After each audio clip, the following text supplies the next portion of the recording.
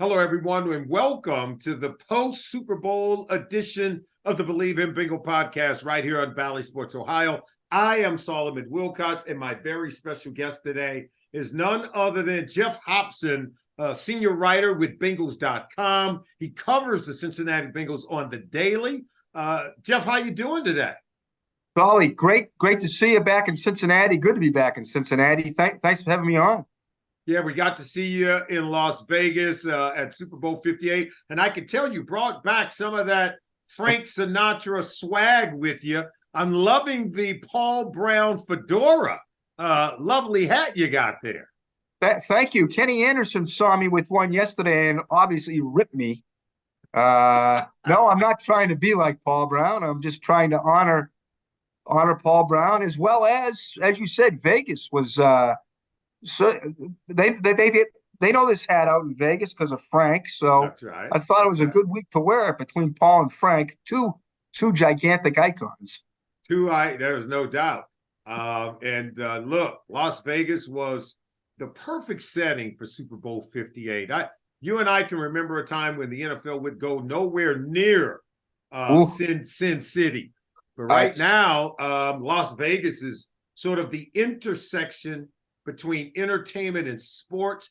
We saw everyone on Radio Row. You had a presence there. I broadcast my Sirius XM NFL radio show live from Radio Row in Las Vegas at Mandalay Bay every single morning. It was quite a spectacle. In fact, over 200 million viewers around the world watched Super Bowl 58 between the San Francisco 49ers and the Kansas City Chiefs. It was the largest audience, the most watched program in television history, and the most watched of any Super Bowl in NFL history. What do you think? I mean, I wonder how many listeners were listening to you guys during the week, because you guys were churning it back there. There were personalities going through. I was just waiting I was trying to get your leftovers, because you guys were grinding it. But I mean, Saul, you hit it right on the head. I mean, this is and I thought about it as I looked at the score of the regulation. And you know what the score was in regulation at the end of regulation? 1919. That's right. And can you imagine anybody who has read about 1919 or maybe even had lived through it? Could you ever have imagined there being the biggest sporting event in the world being held in Las Vegas? It was just It was really a lot to soak in, and then it was just whether it was 1919 or 2019, what a terrific game it was. I mean, that was about as good as it gets. BetOnline remains your top spot for all of your live betting action and contests. NFL, college football, UFC, NHL are all in full swing. BetOnline is your number one source for wagering news, odds, trends, and predictions with both desktop and mobile access at any time. Head to BetOnline today and use promo code BELIEVE, that's BLEAV, for 50% off your first deposit. That is a 50% welcome bonus. BetOnline, where the game starts. It was tight early, and then it got really good as we went into the fourth quarter of the game. And then it would go into overtime, where that would add to the storylines. But in the end, it's a dynasty, right? The Kansas City Chiefs punched their ticket to become a dynasty. Yep. They become the ninth team in NFL history to repeat as a Super Bowl champion. We had a lot of repeat champions before we were playing Super Bowl in the National Football League. So I don't want to dismiss any of those teams, like the Detroit Lions in the 50. They won back-to-back. People should know the Green Bay Packers have had a three-peat twice in franchise history in the 1920s. And then remember in 1965, they won an NFL championship. And then in 66 and 67, they won the first two Super Bowls back-to-back. But if you throw in that championship, they actually won 3 in a row. Right. No, and that's exactly right. I think you have to go beyond back-to-back. You know, I think you got to go 5, 6, 7 years like those Packers did in the 60s. Yeah. So 3 out of 5, that should do it. That does it. You know, New England did it a couple times, right? New England did it twice, right? Yeah, they did. 3 out of 5, 3 out of 6. Yeah. Yeah, to me, 5, 6, 7 year period, you win three, you know. I'm not saying anybody can win two, but it's something magical. It's something magical about three. Oh, so because it's so rare. It's Yeah. never been done before during the modern era. Right. In the 58 years since they've been playing Super Bowls, no team has won 3 Super Bowls in a row. But I went back and checked the NFL records twice. The Green Bay Packers under Curly Lambeau, they Yeah. won 3 in a row. And under Right. a guy by the name of Vince Lombardi, who the trophy is named after, they won Right. 3 in a row in 65, 66, and 67. So Last team to do it, right? the Solly, that's the last last team team to do it, right? to do a three-peat. I'm not Yeah. one of those guys that say, "Oh, that happened before I was born," and act like it never happened. But you know what I'm saying? No, exactly. And it was just as hard back then, too. Don't let them kid you. That's right. Maybe even harder because there were fewer teams and fewer players. That's right. Fewer players, and the teams didn't get the change. You had your team, and it was set. There was no free agency. Oh, by the way, there was no salary cap. Wink, wink. Because they act like there was a salary cap. Right. Oh, yeah. The owners are always going to do that. That's right. Let's talk about our Cincinnati Bengals. And I got to start by bringing up the name of one, T Higgins. His name, for the second year in a row, was a buzz around the National Football League on Radio Row at the Super Bowl.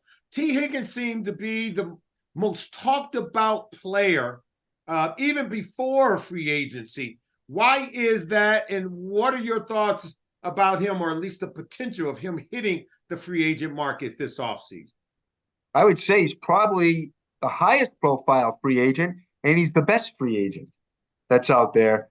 I think that's probably why. And I think also he's viewed with Jamar and Joe Burrow. You know, they're this kind of inseparable trio, you know. Yeah. So, oh my God, are they going to break up? I mean, I couldn't see him breaking up this year. You know, they've got too many tools to be able to keep him. So, you know, obviously the franchise tag coming to mind. You know, it's interesting because I did a story out there, Solly, and you helped me with it. Thank you. But the pundits are high on our Bengals. The pundits and I think what Jake Browning did in Burrow's stead helped raised their stock even more. Yeah. And they did it with guys like Higgins, even though Higgins was hurt and he had his worst year production-wise. But, you know, Higgins, Chase, Burrow, they're held very much in high esteem. And if we're talking about Mahomes, we got to say the only active guy that's beaten Mahomes 3 times is Joe Burrow. With the big help of T Higgins, that AFC you remember how big T was in that AFC Championship game. T Higgins comes up big whenever Jamar Chase can't go, or he's injured or nicked up, and they look at T and they ask him to be the number one. He's batting 1,000. Every single time when he's asked to be the guy, he has proven time and time again that he's the guy.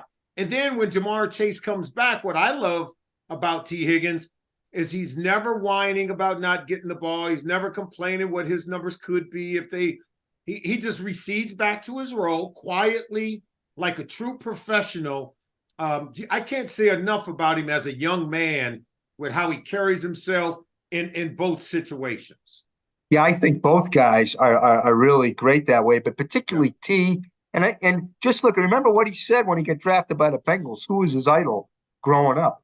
It was A.J. Green.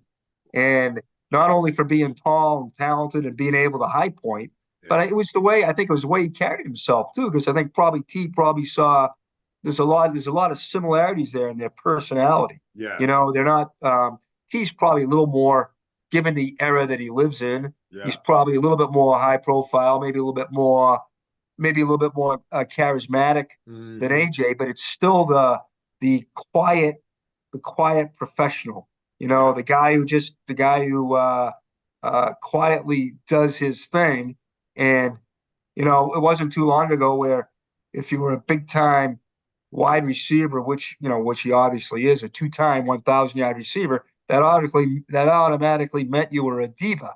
Well, No. That's not the case with the AJ Greens and the T Higgins. And I would dare say, Yeah. sometimes Jamar will say something to get other guys going, but Jamar Chase is no diva either, No. No. And I think they play off each other. They blend so well together. And Jamar is a guy that's got enough swag to be a real phenomenal leader. He speaks up for the team when he needs to speak up for the team. He doesn't leave a bunch of debris in his wake. He say what he has to say, but right. He's here to heal, not to do damage. And you got to love him for that. Look, T Higgins, franchise tag carries with it $21 million guaranteed contract for 2024. The long-term projection is about $78 to $80 million a year, which will play him about 22 mil per year, which is why that tag number is where it is. What happens in 2024? What's your best guess? Does he leave and hit the market, or will the Bengals use that franchise tag to at least buy themselves time for one more year? Well, I just look at their history, and they haven't batted an eye. They franchised AJ Green at the end of his career. They franchised Jesse Bates, who's at the same stage of his contract that T is now. They've tagged guys down through the years, and they've ended up coming to a deal with them later. So it's hard for me to see them letting go T Higgins, and whether your gut would say the franchise, who knows? But like I say, Jamar and T are so viewed as inseparable, and I get back to the thing about how they're the non-diva couple. They're so good for the room, they're so good for the team. I'll tell you, Jamar Chase is one of the smartest. I mean, you talk to Jamar Chase about football, he's about as smart as it gets, and that's a nice little corner over there. T Higgins, Jamar Chase, and they're in the locker room. They dress almost side by side. Yeah. So it's in 2024. Be hard to see breaking those guys up, Solly. Yeah, I think it'd be hard. Hey, look, I love what Duke Tobin has to say about it. He's not in the habit of making other teams better. He's about keeping his best players, and you use whatever levers you can to keep your best players. Obviously, Brian Callahan, our former offensive coordinator, is now the head coach with the Tennessee Titans, a home state for T Higgins from Oak Ridge, Tennessee. They're going to have to wait a year at least, right? I would think, like I say, T battled through injuries. I thought he had a really good year for playing hurt as he did. Yeah. So, I think he comes out. I think he's going to have a big year this year. So I think the Bengals would rather see them do it for him than anybody else. Now, does that mean could they tag him and trade him? That's always an option, but that's really not this team's style. This team is very focused down here on, they know they've got a shot at winning this thing. Yeah, they got a window. Think about the last 2, the 2 years before this.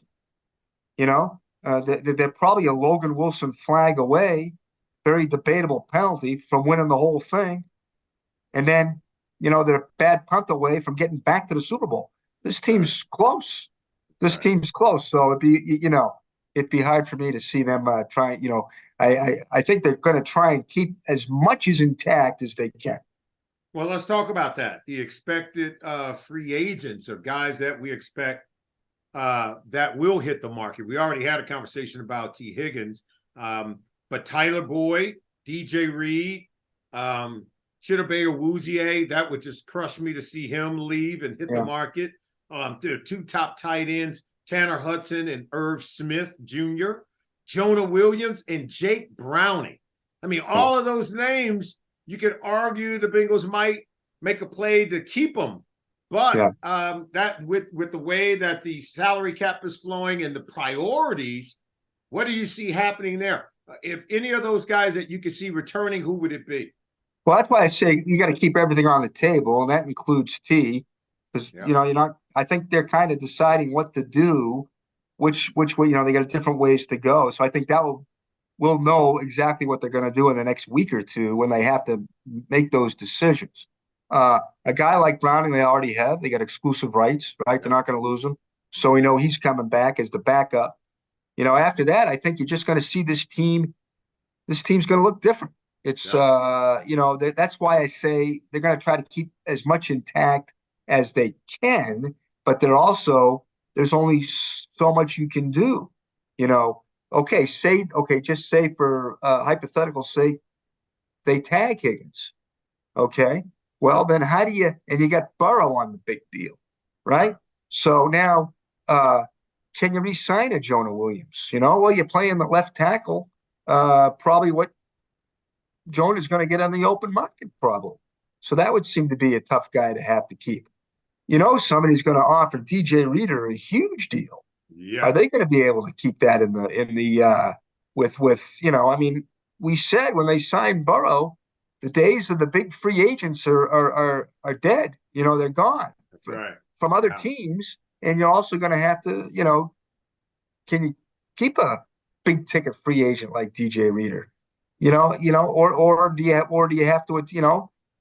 have to tack it through the draft and keep filling in the drafts. Now, I think those obviously that they love to get DJ Reader back. His situation, he's coming off surgery. They'd love to get the guy back.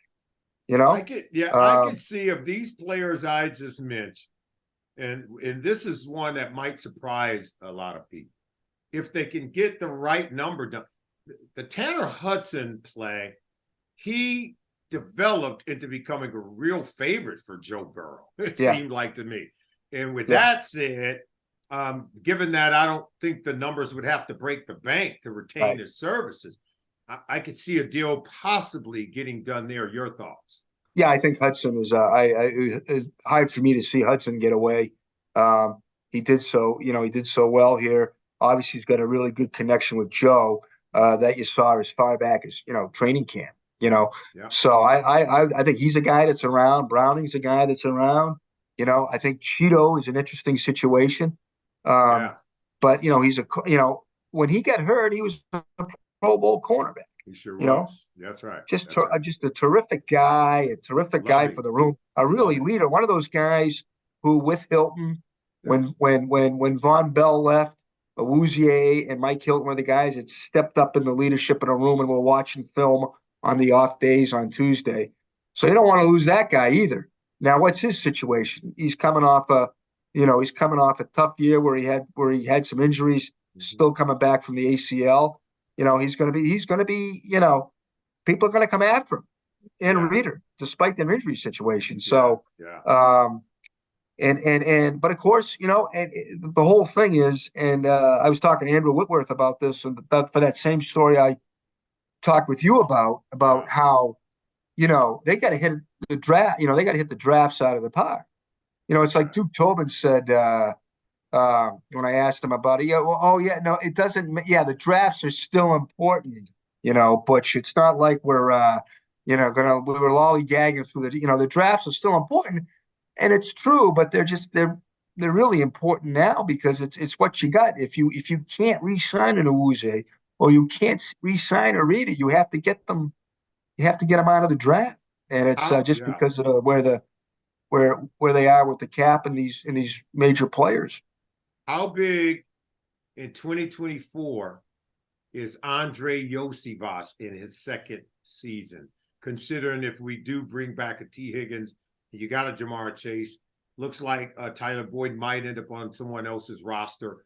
How big with Andre Iosivas be in terms of what they expect in the future, or is wide receiver still in play at the top of the 2024 draft?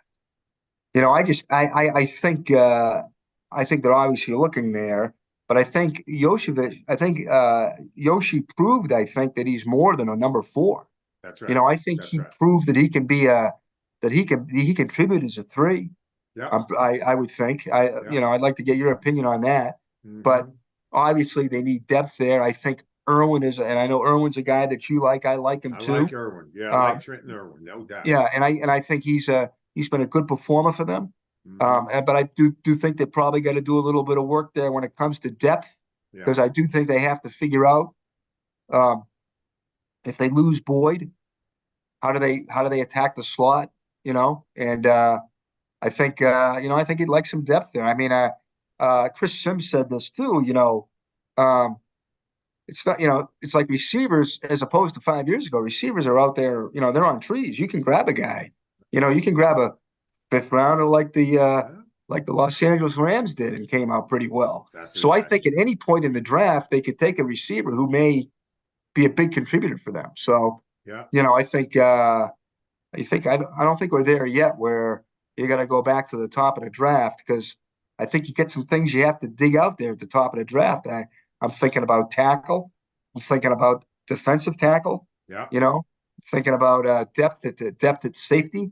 I mean, there's things to look up early. I think before receiver. Well, I like those offense and defensive tackle. Some depth at wide receiver, depth at safety. It'll be interesting to see what they do at the running back position as well. Lastly, I will say this. I think the Cincinnati Bengals, given the way that Jamar Chase now is ready to take over this league, play him at slot.